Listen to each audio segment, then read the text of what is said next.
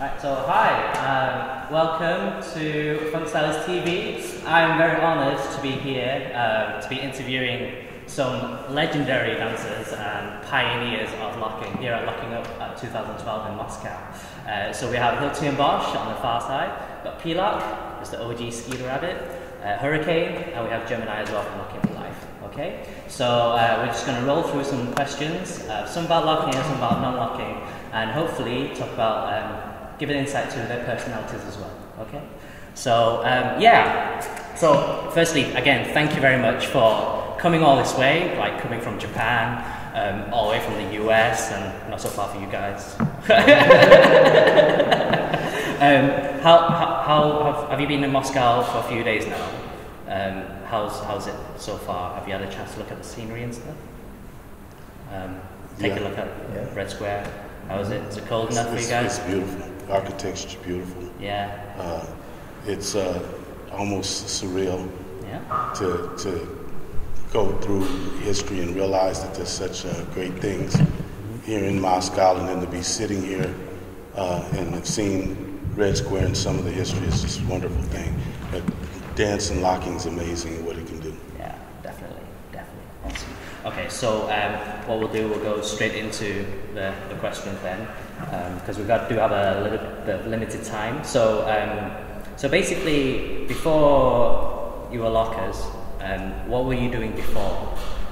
So we'll start with Gemini. Before I was into football and BMX. Yeah. You know, and then when I see older in my neighborhood, I see some dancers. I mean, they were older than me, and they were just dancing, and I saw the impact of dance. You know, I really like it, and then I put the BMX on the side, and I started to focus more on the dance. So I was really about doing bikes and football, sports, basketball, things like that. So you do BMX still now? No, after dancing, like I stopped BMX, but it was really a huge impact when I saw the dance. I think I was thinking just about dance for many. What about you? Yes, for me, I was going through my second year of college. I was just school, wanted to be a pediatrician, doing the by the book thing. Yeah? Yeah. As a Haitian, we're raised to be, you have to graduate, you have to go to school, you have to do kind of by the book thing. But I decided to follow what my heart said. Yeah. So now I'm dancing. What about you? That's an unfair question because they don't have as far back to go. Yeah. What they were doing before locking is I have to. Let's see. Let me go back to about 1970. Something about that. Actually, I was always been a dancer in my house. My mom got me up when I was in diapers, and she used to cook breakfast by dancing. So I danced with her all along. But I was really into baseball and sports back in the way back then. Really into that. Now I'm into my family. I got 2 beautiful kids that are out of college. I got 2 grandkids, teaching a grandson 3 years old how to dance, and he loves it. He loves dancing. I love riding my motorcycles and being with my wife, Arlene. It's just this wonderful thing. And then when I see, just to be able to sit here with these generations of dancers and these countries and see what dance has done throughout all these years, it's just miraculous. Before dancing, locking, I was working in a garage. Not mechanic, because mechanic is the engine. But I don't know the word in English. It's like when you crash your car, I repair the shape and paint also. Restoration. Restoration of cars, yeah. And I was also playing a lot of soccer. Yeah? Yeah. How about you guys? Do you Before before yeah, I played baseball. Baseball? Yes. Yeah? Skateboard. Do you skate a lot now in Japan? Yeah. Cool. Brilliant. Okay, so I think you kind of answered some of this, but for Hilty and Bosch, so when did you start dancing, and then when was the first time you saw locking and go, I want to do that?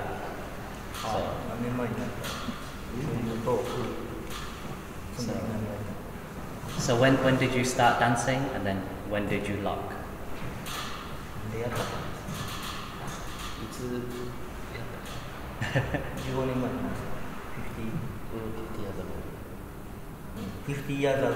50 years ago? Yes, locking start.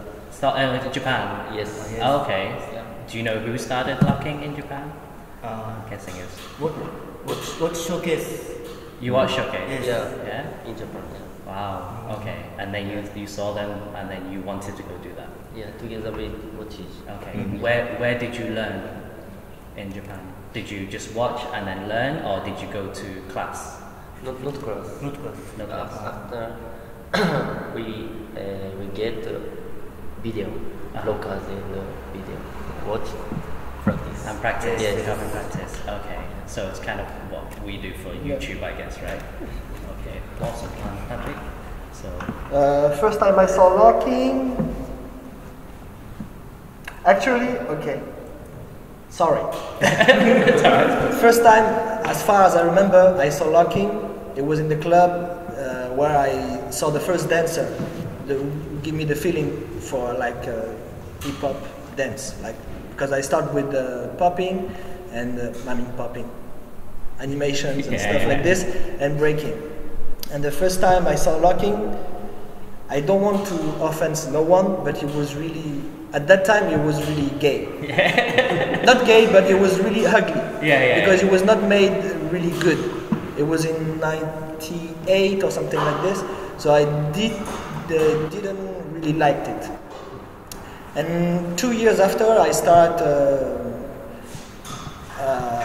did a workshop with Potitaco, and so I did a workshop. It was in Paris for 1 month. I did the workshop. It was, of course, too complicated for my level. I understood nothing because I was beginner, and it was so high, you know. So the level was so high. And then after, I was looking for some people with for learn. And I met my first teacher, who was Momo, the leader of Vagabond Crew. It's a b-boy crew. And he teach me like the first steps and stuff, the first stuff of locking. And then after I just get curious.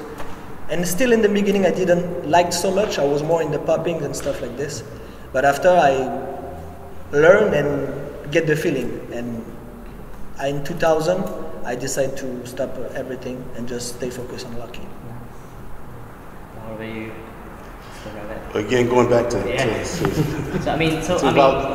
have you've got quite a lot of history right behind you, just even leading up to like locking, right? So. Yeah, well, like I said, I come from a family that always danced, but we had heard about a guy by the name of Don Campbell, and it was about the same time in 1971 when Soul Train first came out, and someone that saw one of the first Soul Train shows, and Don was dancing. And a friend of mine's neighbor, one of the original Go-Go brothers, Buddy Go-Go, his neighbor was Charles Robot, the creator of the original dance style of roboting. And he told us he was going to take us to a club where this locking was being done, because Tony and Buddy and I were always dancers within our school's dance functions. We did the Funky Chicken and all the dances that went along with the school. We went to this club called the Citadel, and in the Citadel, and we were talking about this earlier, Gemini and I, it was the funniest thing. This guy by the name of Don Campbell started jumping up and down and slapping the floor and making all of these noises. And Charles Robot went out on the floor, and he just totally devastated the floor. Everybody just got quiet and stared at Charles when he started breaking down the robot. And we decided then that what we were doing at school, we was going to incorporate some of this stuff into it. And we went back to the school, and in our square in the school, we started doing locking moves. And that's where Skeeter Rabbit was developed and some of the other steps, and we became popular in the clubs along with Don and Greg Campbell Locke Jr. and Scooby-Doo and Devita Joe Freeman and tons of lockers, many lockers that you never heard about. That's where we became popular, and that's where I first saw locking, and it was a magical dance. It was part of the magic of that particular era. For me, I kind of always like dabbed in dance here and there, but never actually took it seriously. I mean, I'm from Haiti, so we dance compa and souk, and this is all partner dancing. It's a lot of feeling, straight feeling and groove. And then moving to America, I didn't really, my first 2 years in America, that's like the end of 1997. Didn't really know anyone, and like my first 3 years just blank, just watching cartoons, nothing. Yeah. So like once I start going to school and speaking English, and I'm starting to be introduced to all these different dances, it's all very interesting to me, but I was way too shy to actually do it. I always admired it, but way too shy. But not until like the end of my high school year, for some reason I really, really started to enjoy it. I see, not intentionally, but I started to seek it more and more.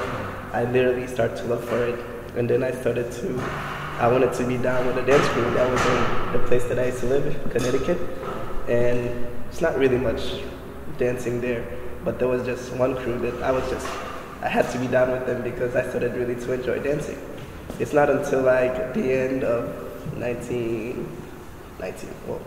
end of like what, my high school year, I started seeing the TV stuff started coming on, and I started seeing dance crews and things like that, and then you got Surf coming out and more dance movies, so I really started getting more inspired to dance, and then I really wanted to do choreography, and then I saw this style of dance, and I'm like, that looked like easy choreography. So this is why I learned it, because I thought it was an easy style of choreography. Yeah. And then I started coming to New York because I had got down with this crew in New York, and then from coming to rehearsal, it's like, 2008? My brother's like, hey, come to this party with me, and I'm like, no, you're crazy, I smell, I don't have a place to shower. And then he's like, just come, and I'm like, okay, whatever. And then I go, and then I see this girl doing that dance. And then I'm like, I know some of that stuff. And then I go and I do it with her, and she's like, hey, what are you doing? I'm like, what you're doing? And she's like, you don't even know what you're doing, do you? I'm like,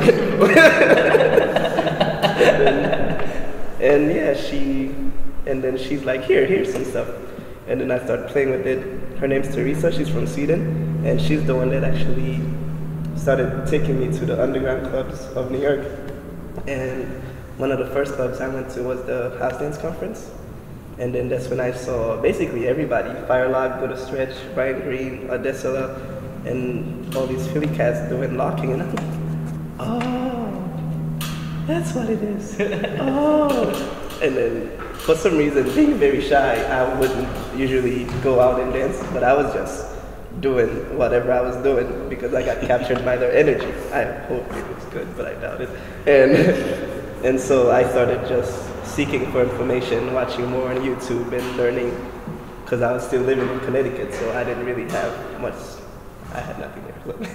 I was just dancing in my living room that whole time, and then I decided to just really be a dancer. And then like that next year of 2009, I moved to New York, and ever since then I've just been dancing locking, and learning also other things, but mainly focused on locking.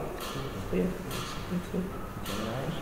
You got quite a bit of history as well, yeah. I'm gonna make it short. But it's mid-80s, basically. I saw many TV shows and clips, mostly Janet Jackson's videos with LSD rockers, the movie Breaking with Shabadoo and Anna Sanchez, and then Body Rock also with many dancers from LA.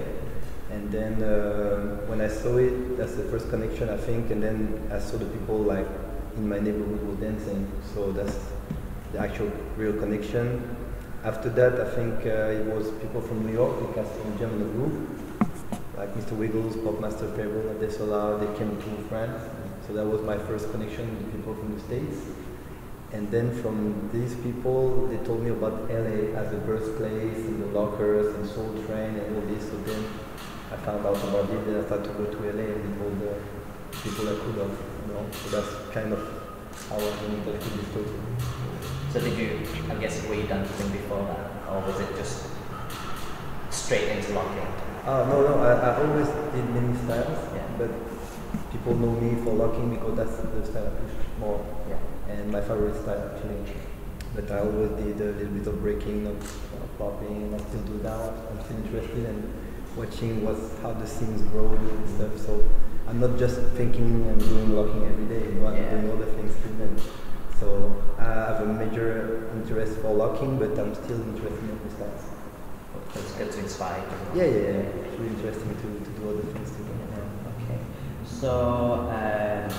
So basically, I mean, we are very obviously like inspired, and you guys kind of influence us through the various mediums like YouTube, whatever. What were the main inspirations and influences in your life? So start this way. The main influences for so I guess you already kind of mentioned like Shabba or dancers. Well, just influential, like so. Say everybody from the OGs to the new school people, you know, like everybody, because it's you know, everybody got something. So it's, if I'm looking for certain elements, sometimes maybe I'm watching more of some people than others, but I like to be complete and I like to watch every element. So sometimes I can be inspired by watching shows or choreography, and then battles or movies or music. Music mostly is the element that inspires me the most. And I like also to open up with them, you know. So no, it's everything basically. It's I don't have like one person really who's like my first. Yeah, I'm trying to watch and get inspired by everything, you know. So yeah, it's a mix of everything. Okay.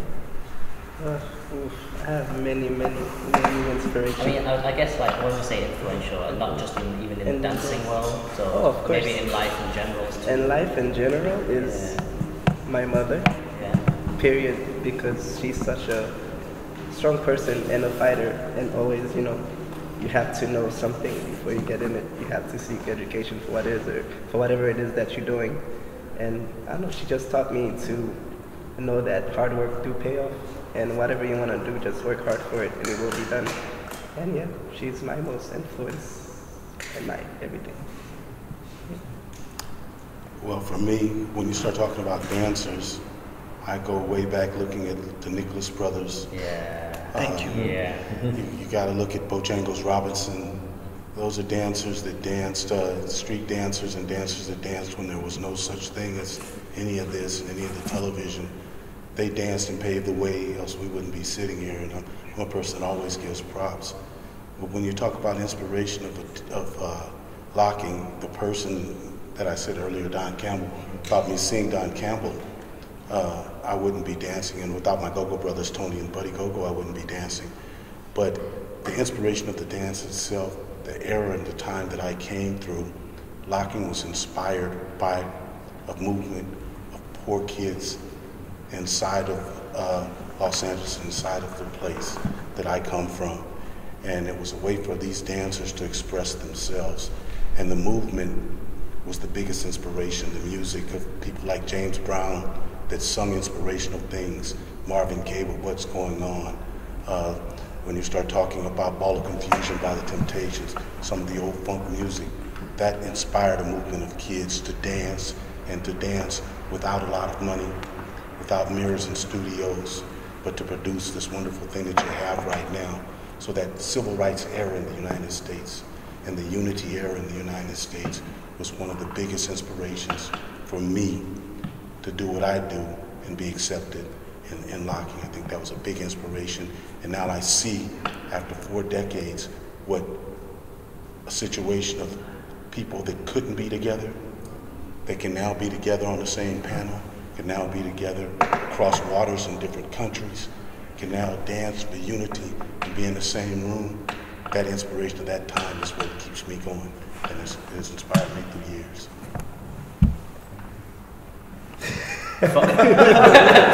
If you could follow that up. But basically, I got some of the same inspiration with the Skeet. I will tell you all my inspiration, or people who I get inspired by. It's correct? Okay. First, my two first teacher was Momo from the Vagabond, and after Junior from France. One guy also who always inspired me still today is my partner, Jimmy Soul. Yeah, because we grew together, you know, like real brothers. So him, after I was looking for something except locking, I was looking for like Latin dance, tap dance also, you know, African dance and stuff like this. And when the first time I saw the Nicholas brothers, I was shocked. I really was shocked, like I was never before, because this is my personal opinion. For me, they are the best dancer ever in every style, you know, all styles. Because when you realize they was dancing in 1920, 1930, like almost 100 years ago, and what they was doing was so crazy. I mean, if I compare to myself, I'm a beep. You know, I want to be polite, but I'm really like low. When I look at them, it's so crazy. After, it's just my personal feeling and my personal opinion. But when I saw them, I was like, wow, I'm a really bad dancer. you know, you cannot compare. For me, you cannot compare. It's another universe. Yeah. So yeah, the Latin dance, those guys, Nicholas brothers, tap dance in general, African dance, and yeah, and of course you always get inspired with the locking community. When you look at the dancers, you know, you look, yeah, this guy. You know, you're not blind. You just open your eyes and watch, and there is always something that you like in everybody. So yeah. You guys, who inspires you? Yes, for me, yes, of course, everything. Okay. But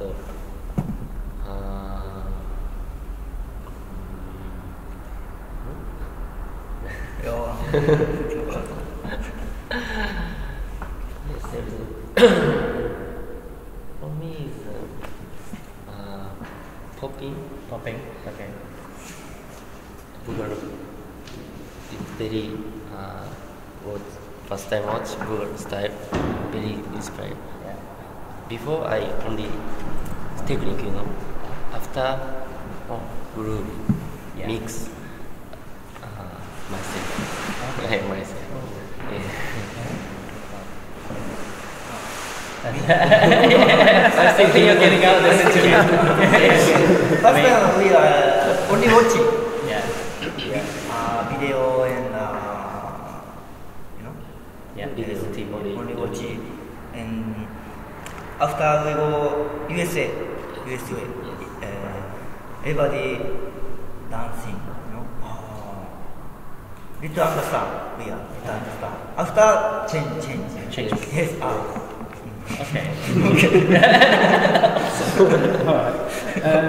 Okay. So this actually leads quite well. So from a UK European point of view, from my perspective, locking seems quite low key now. I mean, there's lockers in pockets around Europe, and having travelled to Europe, you see kind of the same faces every now in those places as well. How do you think like the popularity of locking has kind of shifted, because Asia is kind of boomed and they've embraced it, and Gemini was telling me that when they do auditions in China, for example, you got like 500 lockers and you've got to do prelims for 5 people at the same time. In Japan, is locking big, popular? Is it like a main dance style, or is it? Do you see it everywhere in Japan? In Japan, yes, many. Is locking very popular? Yeah. Yes. And what do you have any perspective on this? So, do you think the weight of locking popularity has shifted from like the US to Europe to Asia, and Asia's just taken it, or do you have a different perspective? Do you think? Well, I think there's various scenes in locking. There's this scene now, which is somewhat like the underground scene, locking. Then you have your commercial scene, your famous, the people that are trying to get on the commercial mediums, the televisions and that sort of stuff. Today with the internet, you have personal media, which people get into. But in the U.S., people say, well, it's not quite as popular, but locking exists for 40 years in the backyards and the homes and the house parties of where it came from. Many of those dancers, and there are a lot of them, they weren't interested in coming out in the commercial scene because they believed that that wasn't the real essence of the dance. But the dance has so many different, it's grown through so many different ways. Now the new generation has brought it back out in the forefront, so it doesn't have to stay just in the backyards and the parties and that sort of thing is out front. But when it went commercial years ago, the real locking scene inside the real ghettos and poor areas thought that it was being exploited, thought that people didn't really understand the real nature and the heart of the dance. And now there are great dancers that are learning it from foundational roots all the way up through the new creativity in it. So I see it coming back. I see once all of these parts coming together, that kids understand that locking is spiritual. You got to feel the dance. You can't just learn moves and do the dance because you won't feel what we talk about as funk and soul. That's what made the 70s so powerful in it, is because there was funk and soul and purpose. This generation now is bringing back that purpose of the dance. And you watch more and more kids walk away from these classes and walk away from dancing, and you can see that they've been touched by what the real meaning of locking is. So popularity on what scene? Oh, that's the question, what scene? The commercial scene's always going to use it to make money.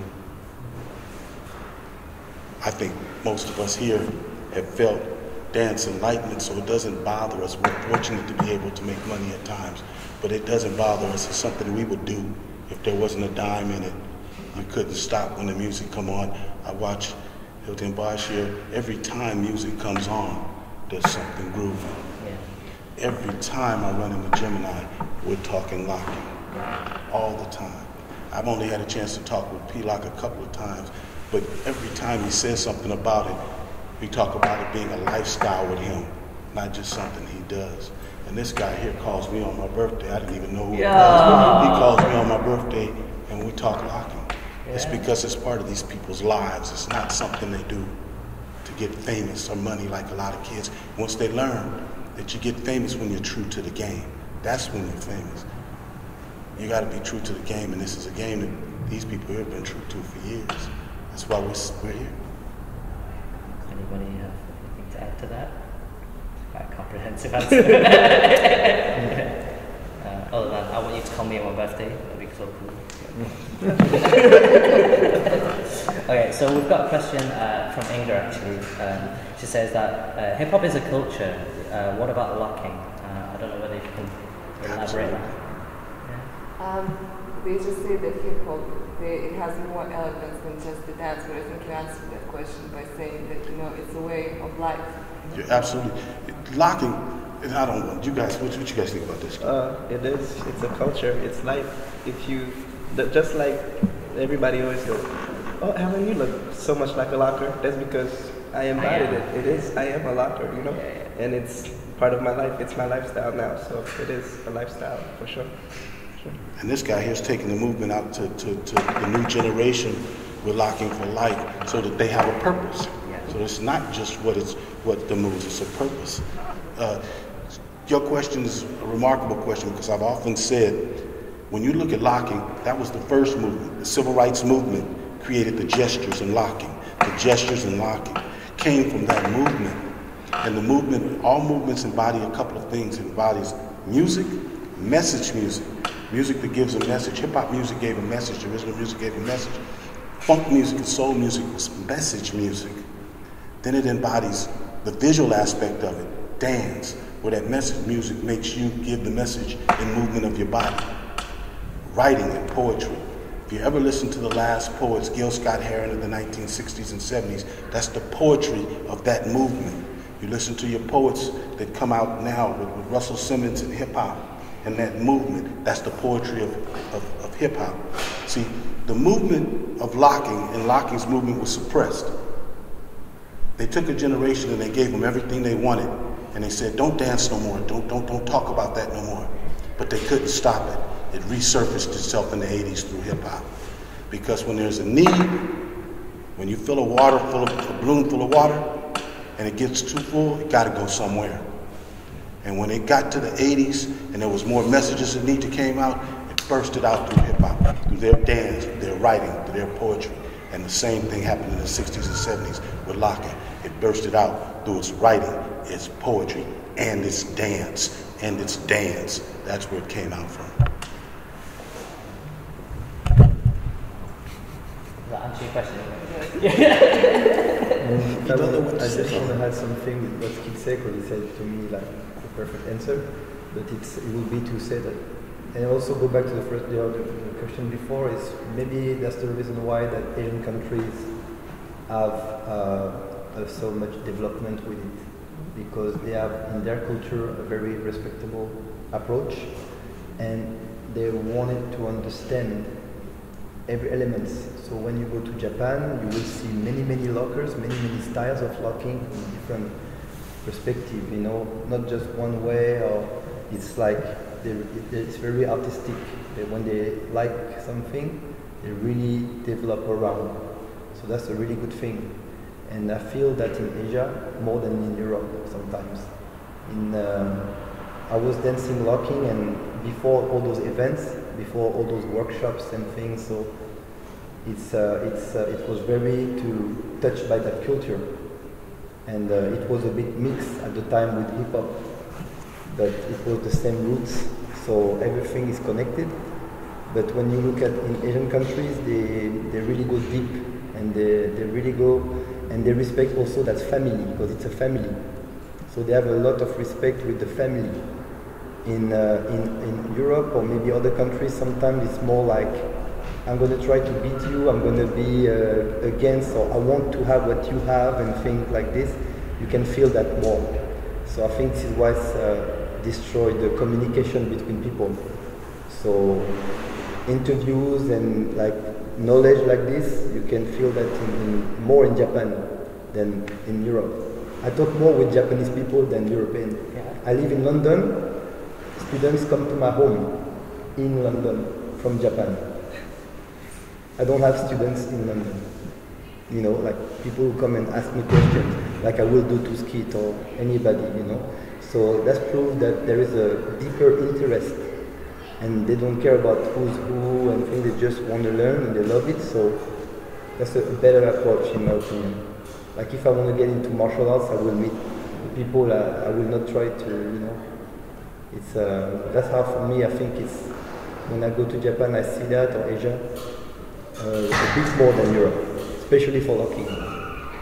So then the result is bigger scene, more people, more shows, more things, and more variety of styles too. So,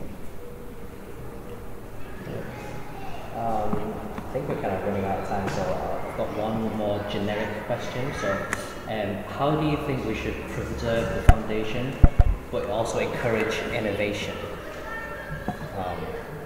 If that open up to anybody who wants to answer. Well, for me, it's just without the foundation, how can you innovate?